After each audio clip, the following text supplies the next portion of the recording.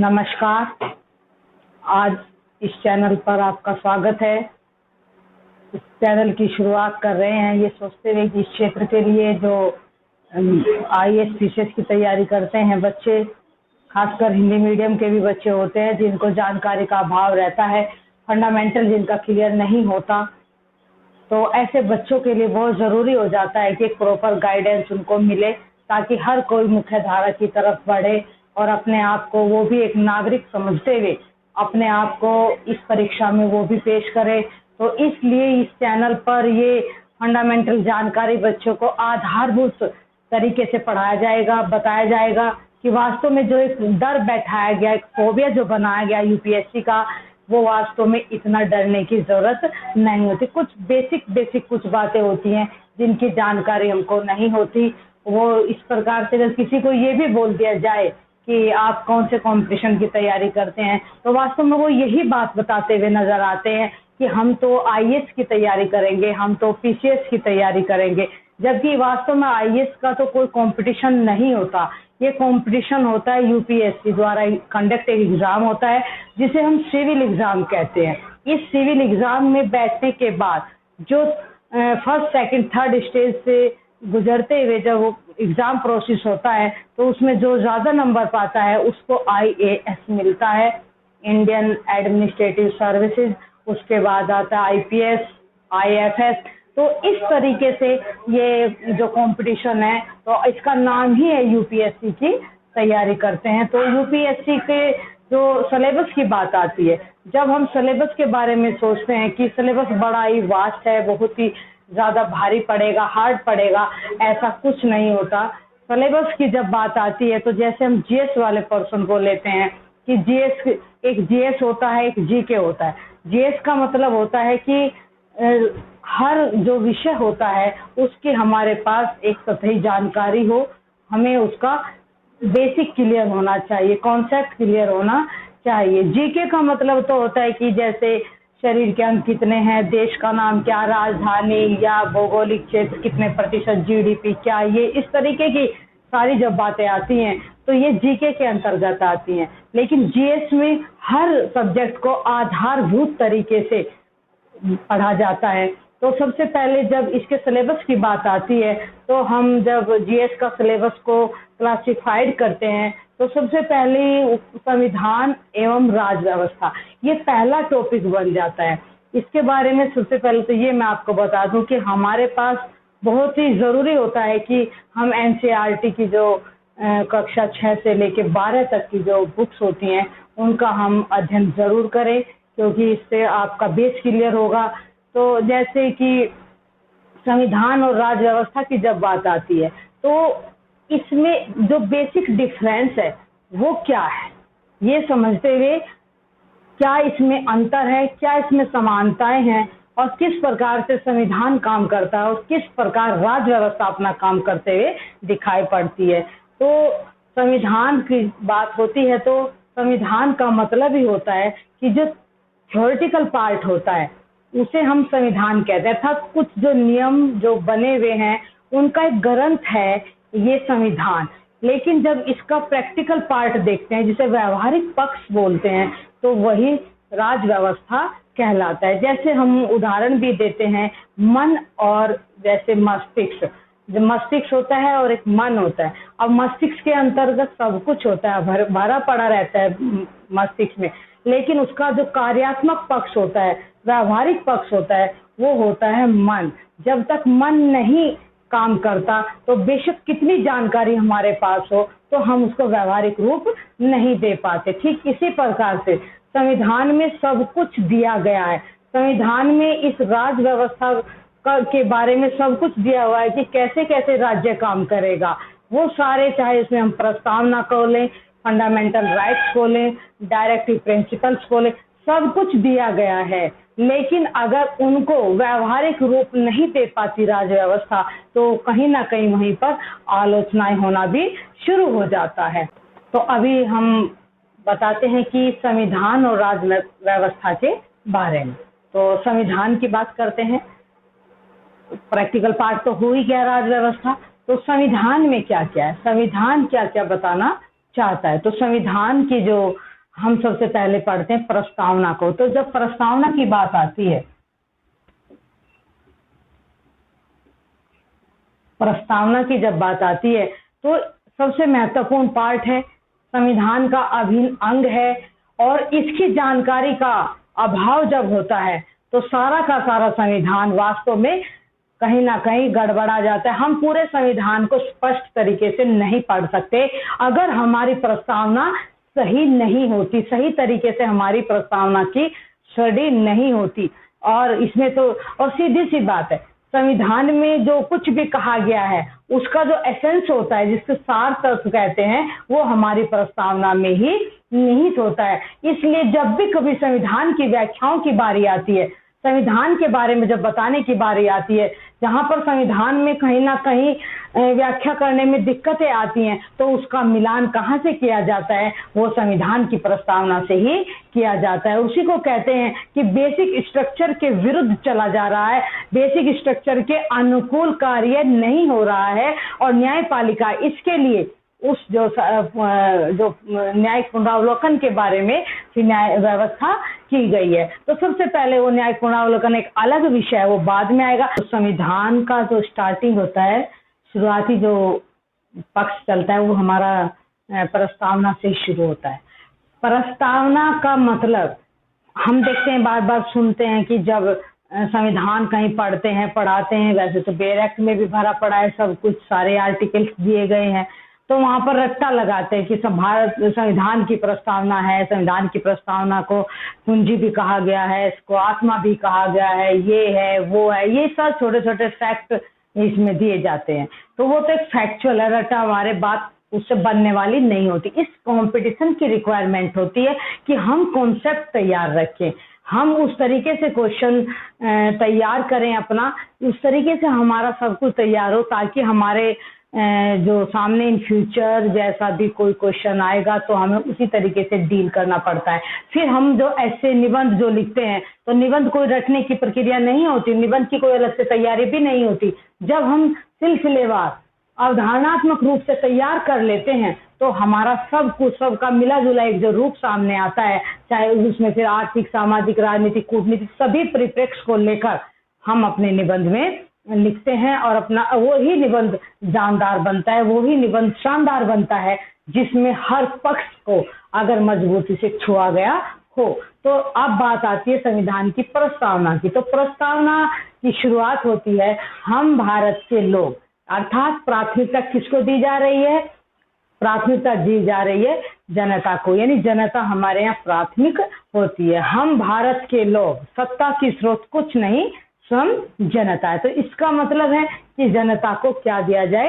प्राथमिकता दी जाए। तो यहाँ पर ये बात यहाँ से शुरू होती है, और प्रस्तावना ही हमें बताती है कि जो संविधान का जो सार तत्व है, संविधान का जो एसेंस है, वो प्रस्तावना में ही दिया गया है। प्रस्तावना के अंतर्गत जो हमारे आदर्श आते हैं, SSDR, संप्रभुता, आंतरिक और बाह्य निर्णय लेने की जो ताकत होती है, उसे ही संप्रभुता भी कहा जाता है। यानी कि जो इंटरनल और जो हमारी एक्सटर्नल टेरिटरी होती है, उसमें जो होता है कि किस तरीके से निर्णय लेने की ताकत होती है। आंतरिक का मतलब होता है कि जो हमारी लैंड टेरिटरी होती है, ओशन टेरिटरी होती है, स्पेस टेरिटरी होती है, ये अपना इंटरनल इतना क्षेत्र हो जाता है। इसमें जो गवर्नमेंट अपना निर्णय लेती है उसे हम आंतरिक कहते हैं, चाहे वो लॉ एंड ऑर्डर हो। इस प्रकार से सारे जो अपने लॉज बनाती है गवर्नमेंट, अपने सामाजिक कल्याण के लिए जो स्कीम्स बनाती, जितना भी कार्य करती है, ये इंटरनल होता है, ये आंतरिक होता है। अब बाह्य की बात, अन्य देशों के साथ कैसा संबंध है? कोई देश हमारे पर बाध्यता पूर्वक हमारी सीमाओं में प्रवेश नहीं कर सकता, बिना किसी इजाजत के अंदर आ नहीं सकता।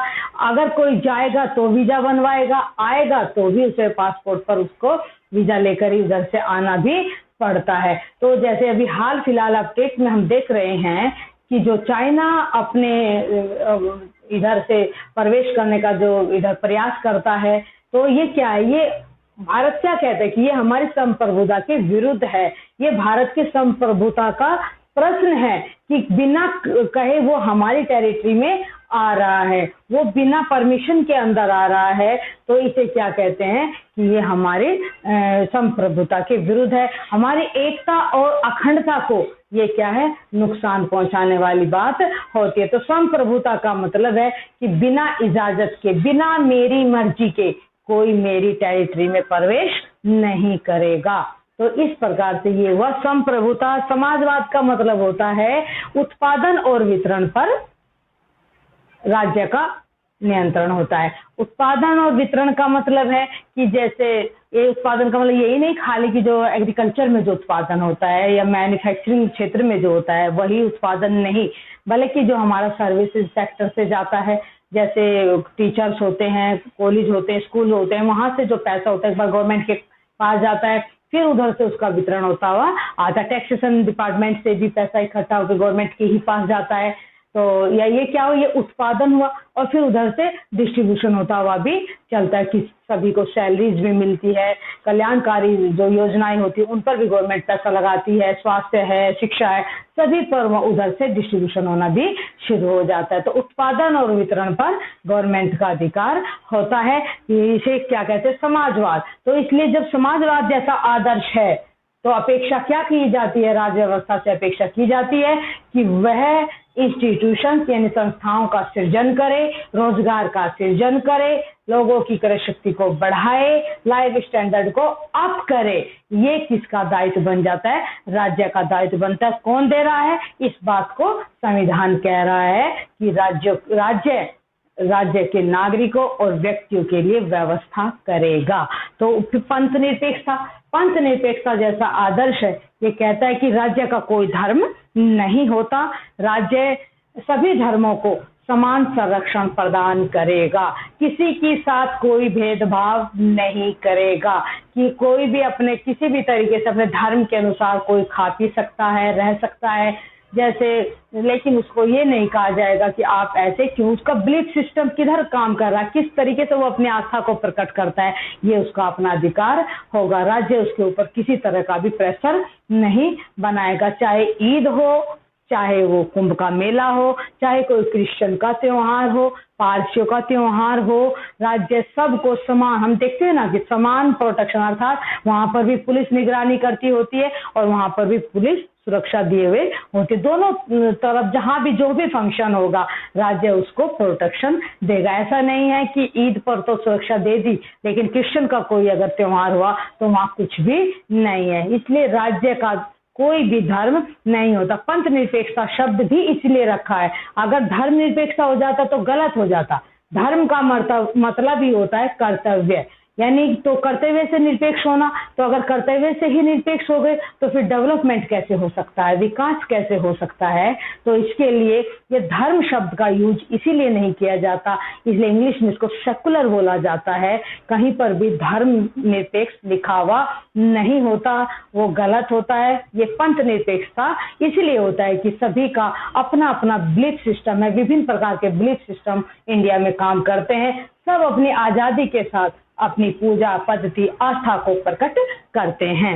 लोकतांत्रिक राज्य जनता के द्वारा चुने हुए जो प्रतिनिधि होते हैं उन वे जाकर अपनी सरकार बनाते हैं, इसलिए हमारे यहाँ प्रधानमंत्री का इलेक्शन नहीं होता, सिलेक्शन होता है। सिलेक्शन उसके प्रतिनिधियों का होता है और जब यही गणमान्य मिलकर राष्ट्रपति का निर्वाचन करते हैं तो ये हो जाता है गणतंत्र। ये एमएलए एमपी जिनको कहते हैं ऑनरेबल, कोई फंक्शन में आता है गणमान्य, तो इन गणमान्य को हमने चुना था, यानी जनता ने चुना था, और ये गणमान्य जब राष्ट्रपति का निर्वाचन करते हैं तो इसलिए वो क्या हो जाता है गणतंत्र, यानी गणों का तंत्र। एक एमपी के पीछे जो कितनी सारी जो जनसंख्या होती है और वो वहां पर उसका चुनाव कर, इसके पीछे बहुत सारे कारण हैं। ये इनडायरेक्ट होता है, अप्रत्यक्ष चुनाव होता है तो खर्च ज्यादा ना आए, ये सब बहुत सारी बातों को देखते हुए ये सब किया जाता है। तो ये हुआ हमारे जो आधारभूत तत्व हैं, संरचनात्मक जो आधारभूत जो ढांचा है, ये आदर्श है संविधान के,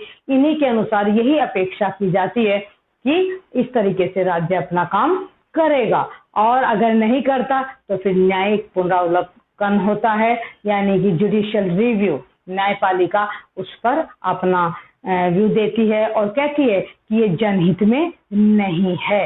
तो जी इस प्रकार से जैसे देखते हैं कि जो अंतर वाली जो हम बात करते हैं कि किस तरीके से अंतर की स्थिति आ जाती है कि कहीं जब ये कहा जाता है, शुरुआत जब होती है कि हम भारत के लोग, तो इसका मतलब ये होता है कि प्राथमिकता किसको मिलनी है? जनता को। जनता प्राथमिक है, प्रायोरिटी पे कौन रखी जाएगी? जनता, यानी कि पीपल पहल पे आएंगे। लेकिन कई जगह देखते नजरअंदाज होते हुए जनता धूप में खड़ी है क्रॉसिंग पे, उधर से एमपी महोदय आते हैं, उनको निकाल दिया जाता है, जनता तराइमम होती रहती है। तो इसका मतलब क्या हुआ कि यहाँ नजरअंदाज किया गया, जनता को इग्नोर किया गया, जबकि वो सेकेंडरी स्टेज पर होने चाहिए। लेकिन दुर्भाग्य यही है कि जानकारी का अभाव रहता है, संविधान का पता नहीं होता, तो हम उसी तरीके से समझ लेते हैं, हम उन्हीं की आगे जी हजूरी भी करते हैं। लेकिन अगर हमको संविधान समझ में आया है तो फिर पता चलता है कि वास्तव में प्राथमिकता तो जनता को मिलनी थी और प्राथमिकता तो किसी और को मिल रही होती है। इसी प्रकार से जैसे देखते हैं कि देखते ही गोली मारने का जो शूट एंड फायर वाली जो बात आती है कि देखते ही गोली मारने का अधिकार दे दिया जाता है, कहीं पर कोई ऐसा झगड़ा हो जाता है। लेकिन एक तरफ दिया गया है संविधान में आर्टिकल 21 है, तो 21 क्या कहता है? जीवन जीने की स्वतंत्रता। बहुत ही बड़ा ये अधिकार है, बहुत ही वाइड अधिकार है जो आर्टिकल 21 है, जीने की स्वतंत्रता का जो अधिकार है। इसमें बहुत सारी बातें आती है, right to education, right to work, और इस प्रकार से right to information, right to मतलब डिग्निटीफुल लाइफ, गरिमापूर्ण जीवन जीने का अधिकार।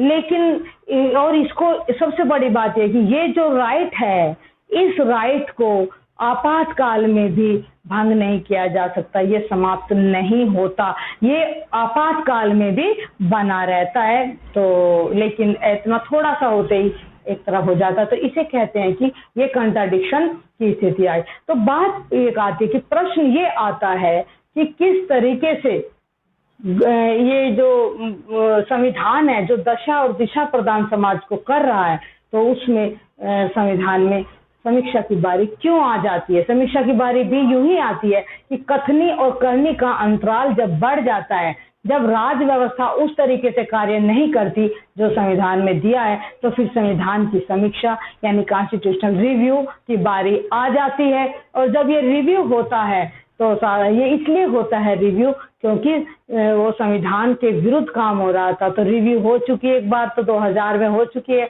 बात। फिर एक प्रश्न उठता है कि क्यों यही दशा और दिशा देने वाला और इसी में क्यों? तो सही इसका मतलब ये है, आंसर ये आता है कि संविधान और राज्य व्यवस्था का जो संबंध होता है वास्तव में जीवंत संबंध होता है। जैसे माँ और बेटे का संबंध, जब एक बच्चा पैदा होता है बेटा वो माँ की गोद में, और जब वो माँ बूढ़ी हो जाती है, जर्जर होता है, तो फिर वो माँ बेटे की गोद में आ जाती है। तो संविधान ने इतना परिपक्व किया नागरिकों को कि वो अधिकारों को मांगने के लायक हो गए, उनके अंदर इतनी जागरूकता आ गई, उनके अंदर इतनी मजबूती सॉलिडरिटी आ गई कि अब वो आवाज उठाने लगे। उस वर्ग को जो पिछड़ा हारा थका मांदा होता है, उस वर्ग को नेतृत्व देने वाला एक वर्ग भी सामने आ जाता है। तो इस प्रकार से कभी संविधान ने दशा और दिशा दी, लेकिन जब बारी आती है कि संविधान उस तरीके से कैपेबल नहीं है अधिकारों की पूर्ति करने के लिए, तो उसमें संशोधन की बारी भी आ जाती है और समीक्षा भी आ जाती है, क्योंकि बहुत सारे आर्टिकल्स ऐसे हैं जो साइलेंट हैं, जिनकी व्याख्याएं करनी ही पड़ती हैं। तो इस प्रकार से संविधान और राज्य व्यवस्था के संबंध के बारे में हमने आज पढ़ा। कल जो नेक्स्ट जो हमारा लेक्चर होगा वो होगा भारतीय संघ की प्रकृति एवं स्वरूप। भारतीय संघ कैसे काम करता है, कैसे बना, कैसे ये कॉन्सेप्ट उभर कर सामने आया भारत में, कैसे जब संविधान बना रहे थे उनके सामने किस प्रकार की विचारधाराएं थी। एक तरफ जो थी जिसे कहते एकात्मक थी, तो एक तरफ संघात्मक थी, तो वो बीच का रास्ता कैसे अपनाया जाए, ये भारत के संविधानविदों ने कैसे बनाया, कैसे इसकी नेचर बनी, कैसे इसका स्वरूप बना, इसके बारे में चर्चा करेंगे कल।